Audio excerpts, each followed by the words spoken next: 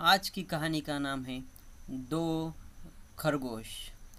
एक जंगल में चंपक और हरी नाम के दो खरगोश रहते थे। हरी चंपक का बड़ा भाई था। हरी चंपक की बहुत चिंता करता था क्योंकि चंपक हमेशा जंगल में बहुत शरारत करता था। वो कभी भी अपने बड़े भाई का कहना नहीं मानता था।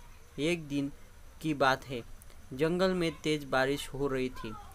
चंपक हमेशा की तरह खेलने की के लिए निकल ही रहा था। तभी उसके भाई हरी ने उसके तरफ देख कर कहा कि चंपक, आज खेलने मत जाओ, सुबह से बारिश हो रही है और अभी तक नहीं रुकी। मुझे डर डर है कि जंगल में कहीं बाढ़ ना आ जाए। चंपक बोला, अरे भैया, बस कुछ ही देर की बात है, मैं खेल कर आ जाऊंगा। हरी, तुम बहुत छोटे हो, इसी वजह से मुझे तुम्हारी चिंता हो रही है।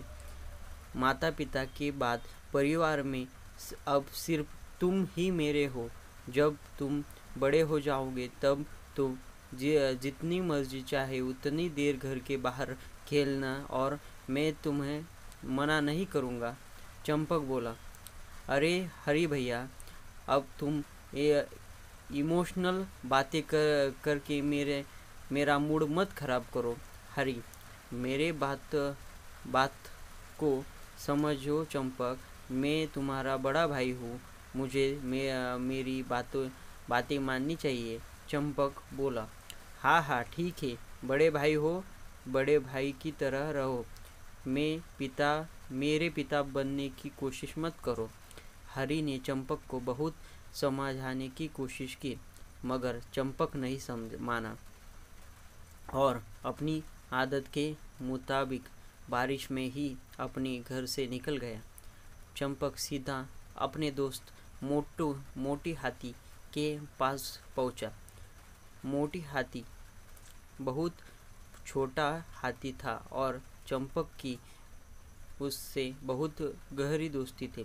चंपक, चलो मोटी, या इस बारिश का मज़ा लेते हैं, खेलते हैं। मोती मोटी, तुम्हें घर रहना चाहिए। मुझे मेरे माता पिता ने आज घर से निकलने के लिए मना किया कर रखा है क्योंकि बारिश सुबह से हो रही है। उनका कहना है कि अगर ऐसी बारिश होती रहे तो कहीं जंगल में बाढ़ ना आ जाए, इसलिए हमें अपने परिवार के साथ ही रहना चाहिए। तुम्हें यह क्यों बात कर रहे हो मोटी? मेरा बड़ा भाई भी कुछ इसी तरह की बात कर रहा था। मोटी, तुम्हें अपने बड़े भाई का कहना मानना चाहिए। चंपक, मोटी, अगर तुम्हें नहीं खेलना तो मना कर दो, पर मेरे बड़े भाई की तरफदारी मत करो। मोटी, ऐसा नहीं करते चंपक, तुम्हारा बड़ा भाई हरी तुमसे बहुत प्यार करता है, वह तुम्हारी बहुत चिंता करता है। मुझे माफ़ करना, पर मैं आज तुम्हारे साथ खेलने नहीं जा सकता। मोटी की बात सुनकर चंपक गुस्सा हो गया और गुस्से से के हालत में मोटी से बोला, ठीक है, मैं खुद अकेले ही खेलूँगा, पर मैं किसी की भी कीमत पर अपनी बड़े भाई की बात नहीं मानूंगा। इतना बोलकर चंपक वहाँ से चला गया। अकेले खेलते खेलते चंपक जंगल से काफ़ी दूर निकल आया था। तभी बारिश और ज़्यादा तेज़ हो गई। चंपक तेज बारिश की बूंदों को देखकर बहुत घबरा गया। तभी चंपक को जंगल से बहुत सारे जानवरों की भागते हुए दिखाई दिए।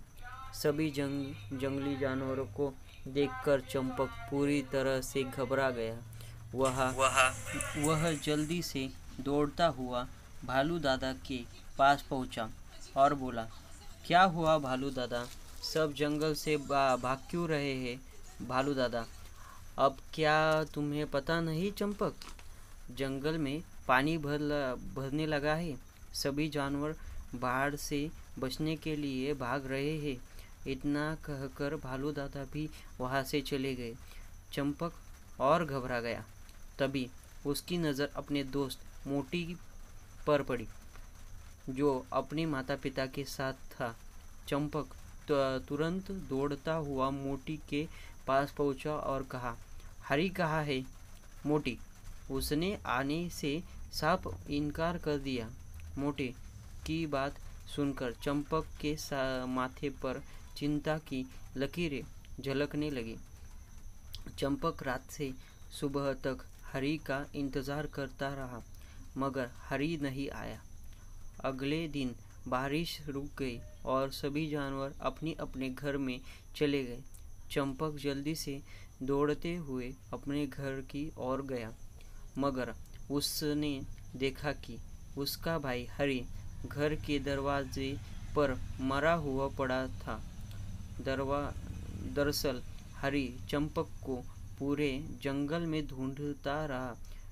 ठग हार कर वह चंपक का इंतज़ार करते करते दरवाजे पर ही बैठ गया।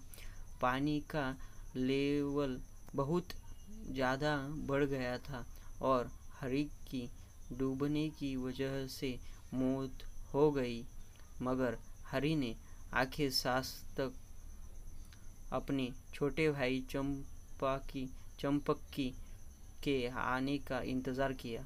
आज भी चंपक अपने भाई को याद करता है, रोते रहता है। बहुत दिनों पुरानी बात है, इसलिए अपने बड़े भाई या बड़ों का आदर करें और वो जो अपने को बताते हैं वो सुने।